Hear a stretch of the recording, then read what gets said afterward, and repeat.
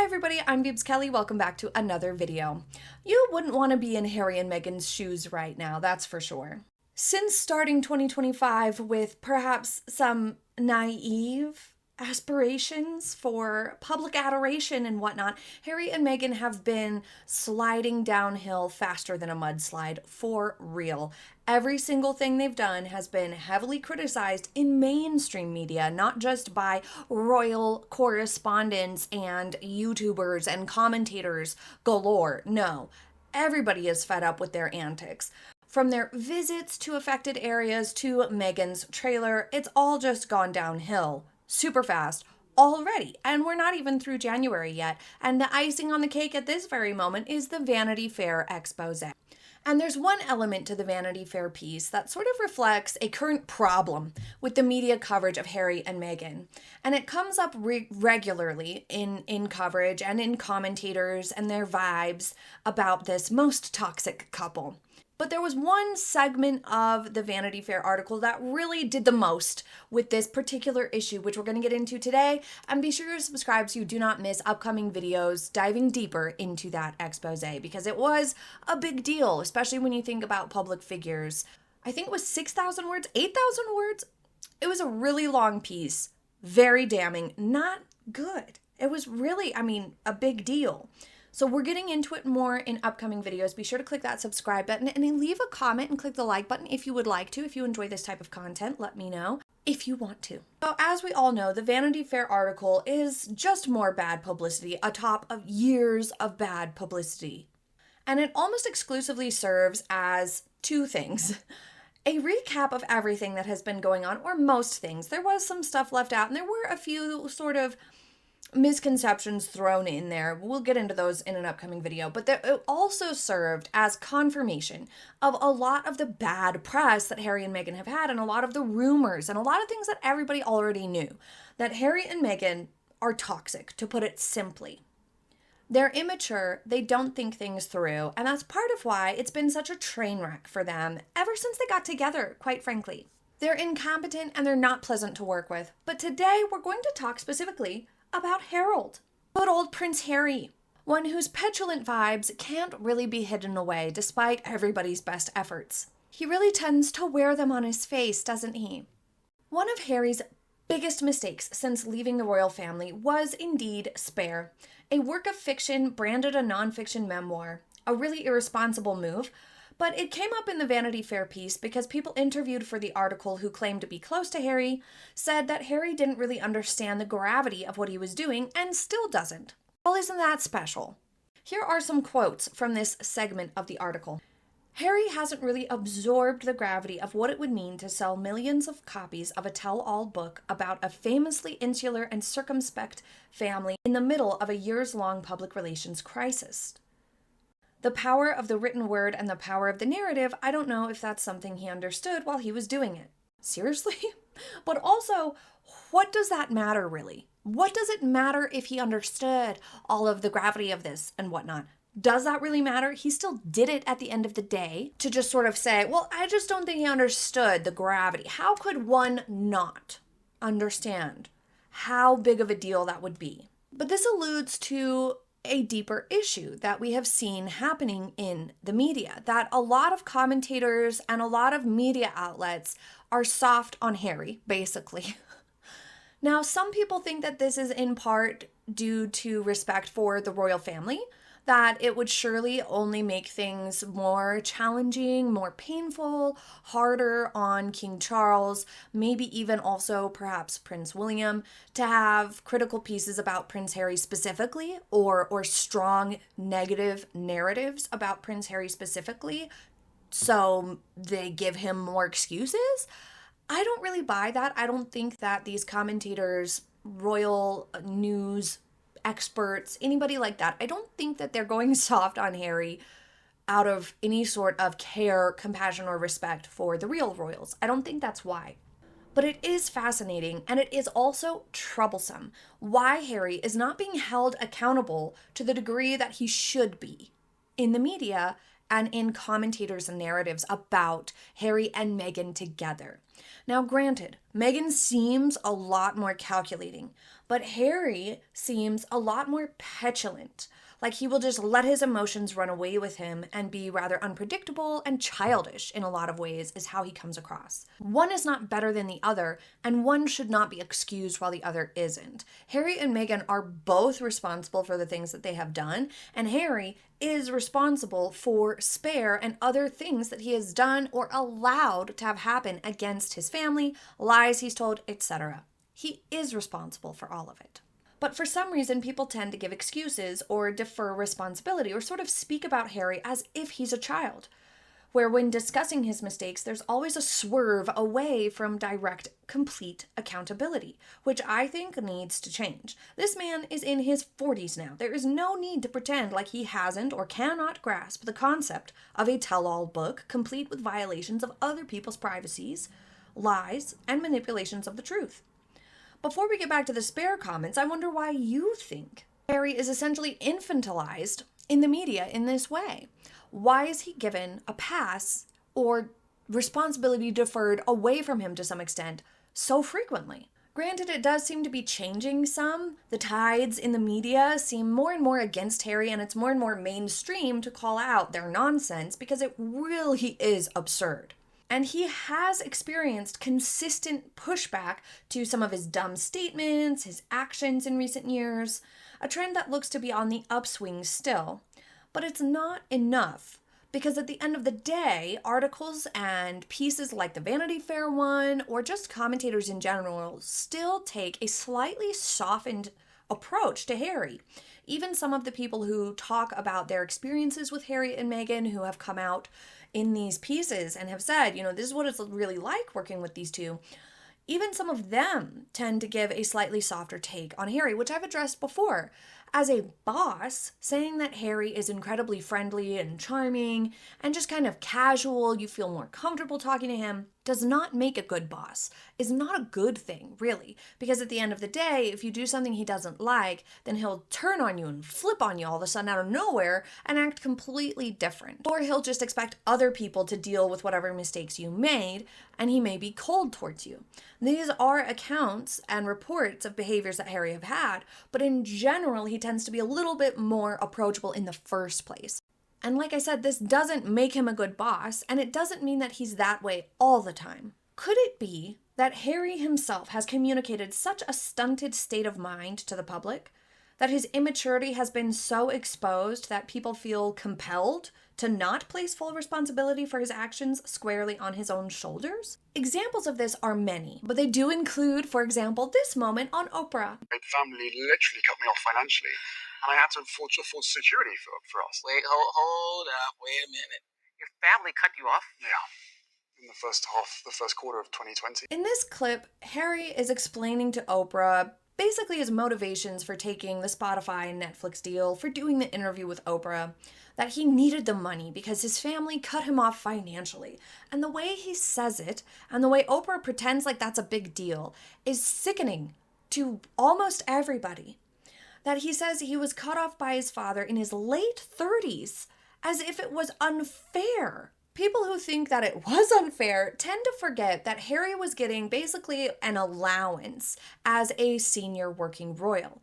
Because they're not really paid for their jobs, they get access to funds from the various duchies, like the Duchy of Cornwall, for their expenses, for things like clothes and basic needs, obviously. And then they have a lot of their stuff paid for, like they were given a place to live, Frogmore Cottage, really, really nice. And it was renovated for millions of dollars through taxpayer-funded monies and through not Harry and Meghan's own expense, basically. So there's a lot of perks and a lot of financial benefits to being a senior working royal. When Harry and Meghan stepped down from that role, it would be only natural for that allowance and that access to the duchy's money to be stopped, because they left the job and the duties.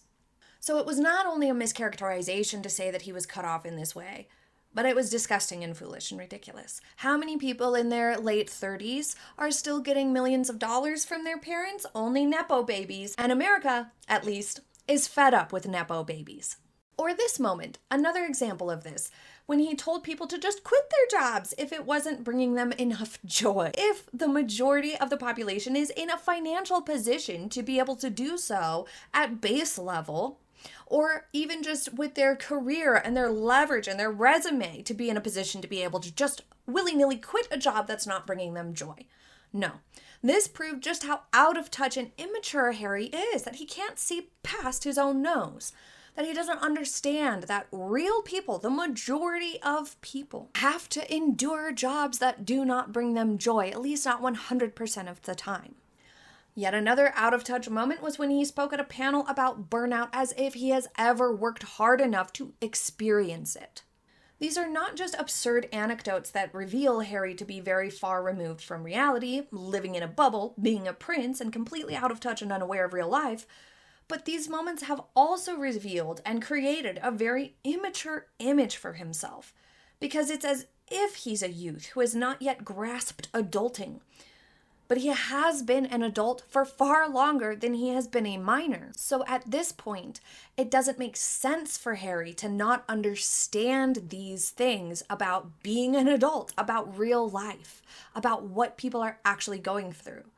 Which leads us to think either he's completely incapable of understanding it, or he's never sought out the information to understand and learn what real people are going through, which would not make sense given his ideas to try to be a philanthropist and an advocate for charitable things and to be this sort of normal, just Harry type of guy who is down to earth and gets it. Like, that's the image that he wants to project, that he understands these things, that he's not pretentious, and that he just wants to help make the world a better place. But yet he hasn't taken the time to understand what real people are going through and the gravity of what he says and how out of touch from reality it is. That he doesn't understand what reality is like for 99.9% of the population.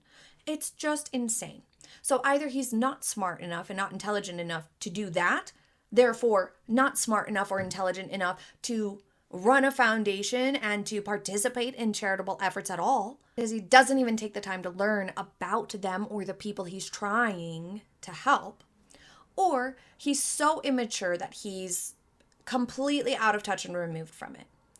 This sort of image that he's painted for himself that is so incapable of grasping things may contribute to the media deferring responsibility from him so frequently. Why are people collectively sort of giving him these passes? And like I said, I know it's not everybody, but there's still a lot of this sort of going easy on Harry in the media. It has got to stop.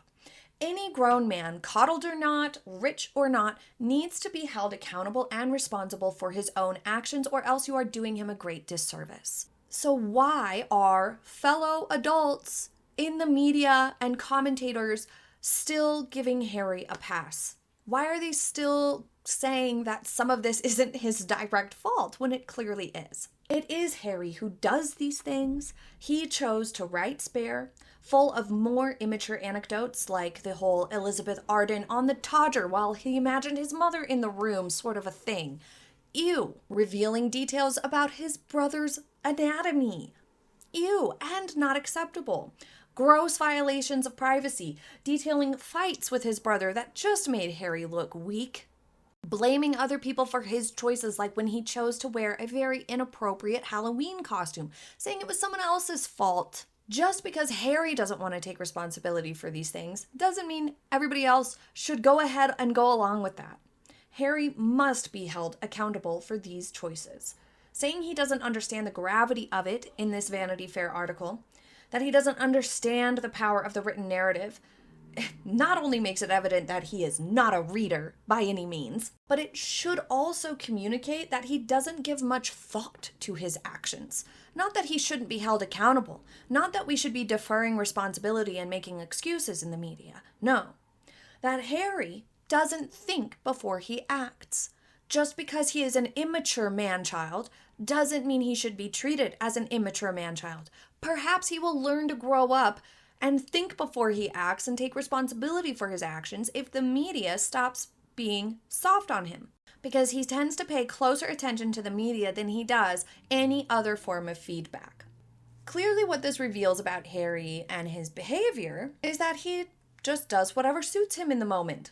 And that means he is incredibly narcissistic and lacks empathy and compassion, because the essential element to those is thinking before you act, being able to foresee and understand how things you're doing will affect others, and knowing the impact of your actions beyond yourself before you take action.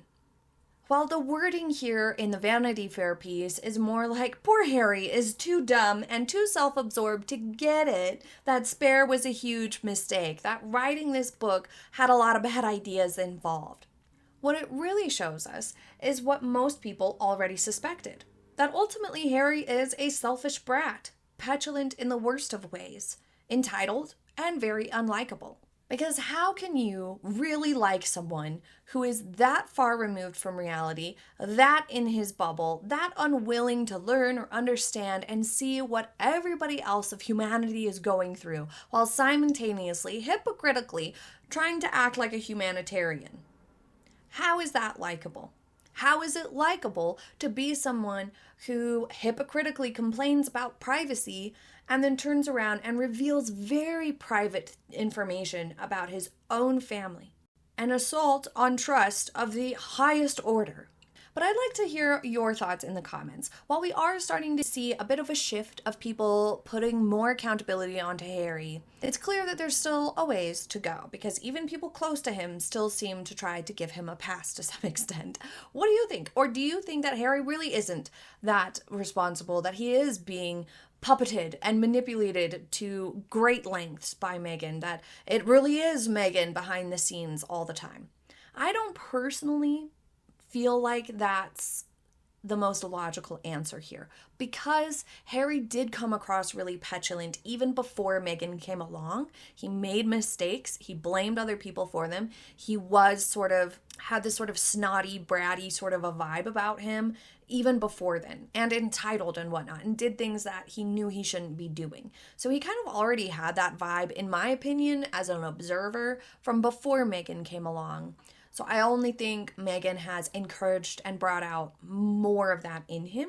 I don't think that she's completely just controlling everything and manipulating every single thing that Harry does. Though I do think that's an element to it, and that contributes to it, and that is happening. I also think that Harry has kind of always been this way. But what do you think? I'm very interested to read your thoughts in the comments. Thank you so much for joining me for today's video. I sincerely hope you enjoyed it, and I hope you have a happy day. I'll see you next time. Bye!